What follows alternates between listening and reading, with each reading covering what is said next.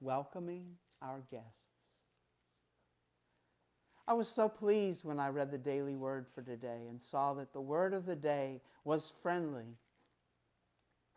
I've had it on my heart to make some changes, perhaps even transformations in how we interact with those people who walk through the doors for the first time here at Unity of Huntsville.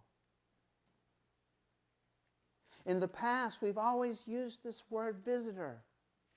And a visitor is someone who comes in, stays for a little while, and then leaves. And really, we can't wait for him to go, and sometimes, isn't that right?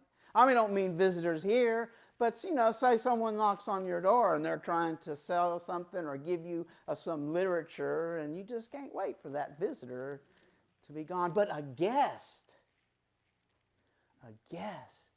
is someone who you open your home to. Someone you offer refreshments. Would you like a glass of iced tea? How about a Danish? Our guests. We open our home. We open our hearts to our guests. It's so much different than just a visitor. I would like for us to have guest packets instead of visitor packets.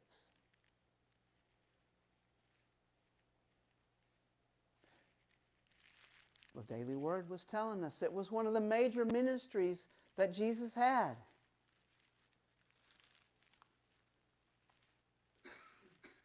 It says, he welcomed everyone to his ministry, from the hungry and the sick to the strangers and the social outcasts. He healed by touching lepers. Leprosy in Jesus' day was something you didn't get close to.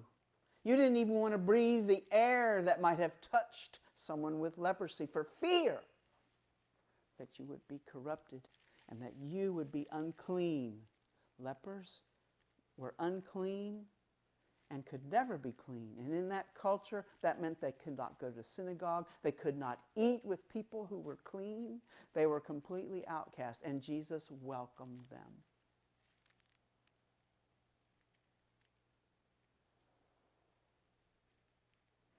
When the Pharisee asked, "Who is your neighbor?" after we hear Jesus say, the most two important commandments in the law that's written on our heart, to love the Lord your God with all your heart, with all your mind, with all your spirit, and all of your strength. And the second is like that one, which is to love your neighbor as yourself. And the Pharisee asked him, well, what is our neighbor? And he told the story of the Samaritan.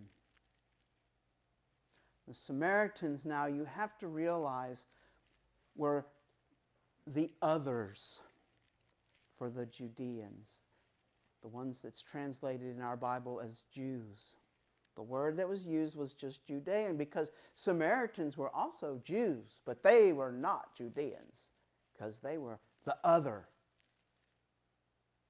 They were, in the minds of the Judeans, they were the highwaymen, the ones who robbed you on the road. They never came to the temple to worship. They worshiped on the mountain where Jacob went to sleep, saw the ladder. They were the others. And yet, this is how Jesus defined our neighbor. If you can think of whoever in your mind would be the other, and it might be difficult for you in Unity to think of someone who is the other, the outcast. But that is what a Samaritan was to a Judean. And that's the ones that we love as ourselves. In the prayer, we talked about how we are all part. Our energy is part of the one field of energy. To me, that is loving our neighbor as ourself. This realization that we aren't even separated. That our energy fields are intermingled and cannot be picked apart. The closer you get between the borders between the two of us, the line disappears. There is no separation there. The closer you get with the magnifying glass, with all the tools that science has to look, the more those energy fields are intertwined. That's why I love that song Tapestry so much. We come together. Jack Fowler. He said that in one 3-minute song he could say more than a whole 25-minute sermon, and he's right.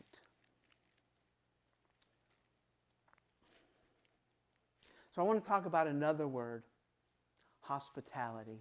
It's used a lot in the Bible.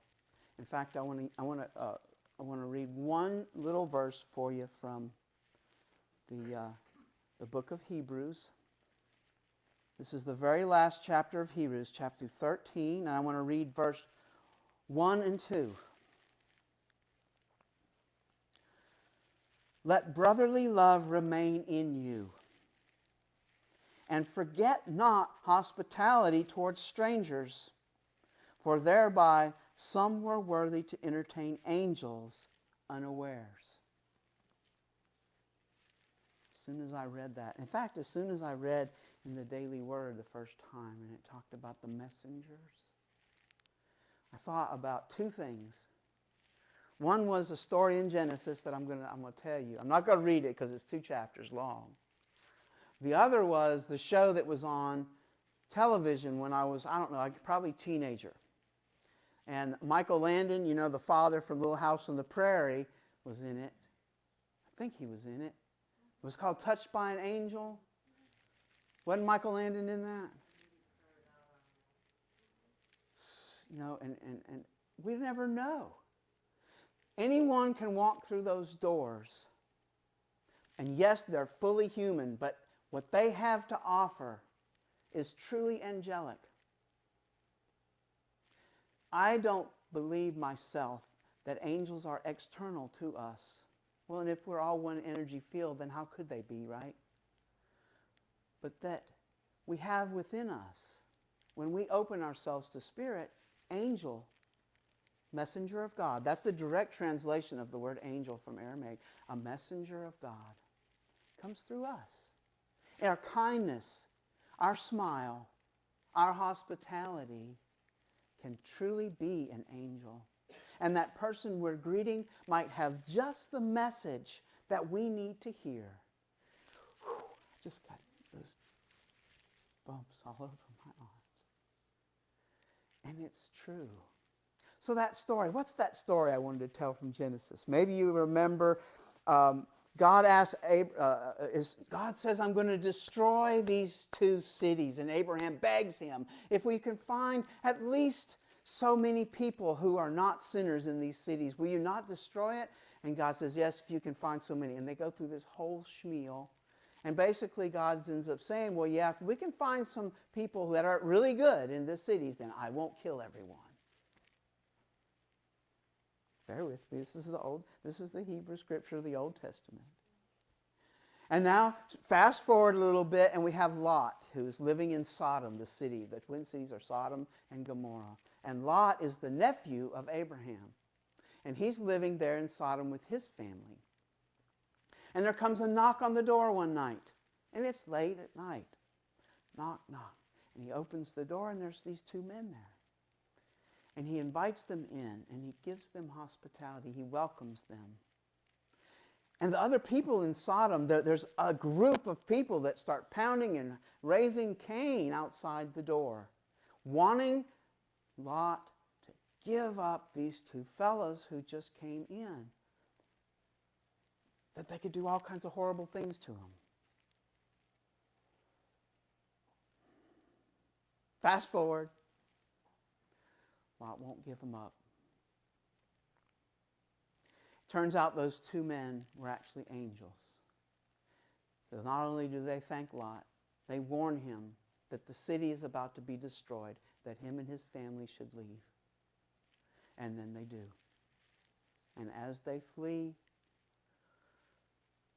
they can see the smoke, the fire of the destruction.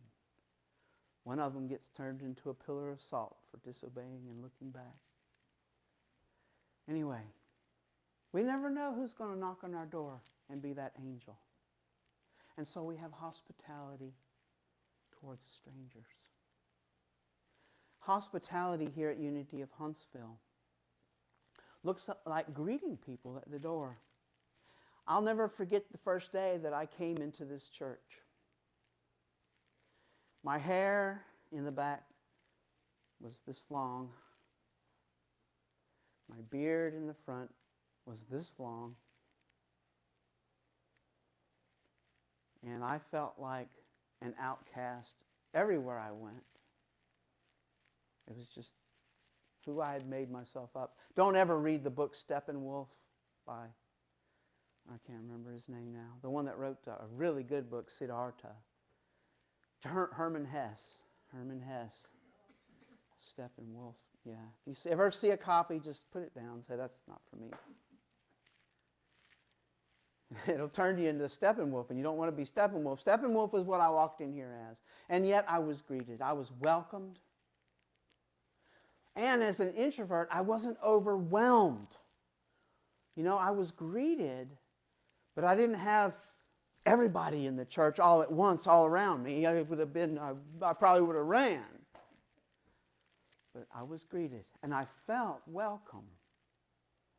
And I went over, I think that pew right there where Violet and Andrew are is where I used to sit. And I just didn't speak to anybody. Some of y'all might even remember that. Some of y'all don't. But I came and I kept coming. So what I wanted to bring up, though, was I was greeted at the door before I ever got in here where the pews are. I was greeted in the foyer. Because Olga, remember Olga? She, every month, right before the beginning of every month, she would come by with her Unity calendar, and she would ask people to be the greeter. And she kept that calendar with greeters' names on it. And she expected you. She taught you what you needed to do, you know, to give the guest packet, not the visitor packet, to anybody who was here for the first time as they came in the door, and welcome them. And maybe even take them to a seat. Well, our new greeting team is going to not only take them to a seat, they're going to introduce them to somebody that they might sit with. It might be their first friend when they come to Unity of Huntsville. It's statistically shown that if you make a friend, you're way more, I don't even remember the number, much more likely to return again and eventually become a member. But if you don't make a friend, there might be another place. So that's the idea. We see a lot of people come through those doors. And it hurts my heart when they don't come back. But I love it. I do love it. Everybody here came in here the first time, sometime, and we've come back. We've come back. So as we start going into this new year, I'll talk about it a little bit more at the members' meeting. Let's be the hospitality team. We're a small congregation, so we don't have enough people to have a team of hospitality, but we have everyone to be in the team. I encourage you to make sure that when we have a guest, we don't overwhelm them and make them want to flee in case they're an introvert like me. But we want to make sure that at some time while they're here, we at least say hello and welcome them to Unity of Huntsville. Try to invite them to some event that's going on, you know, whether it's one of our classes in the afternoon or, you know, and maybe we will have more and more of those as it comes in through the year. So we are the hospitality team. We never know. That new guest might be an angel waiting to give us a message. It might be called Move the Pews.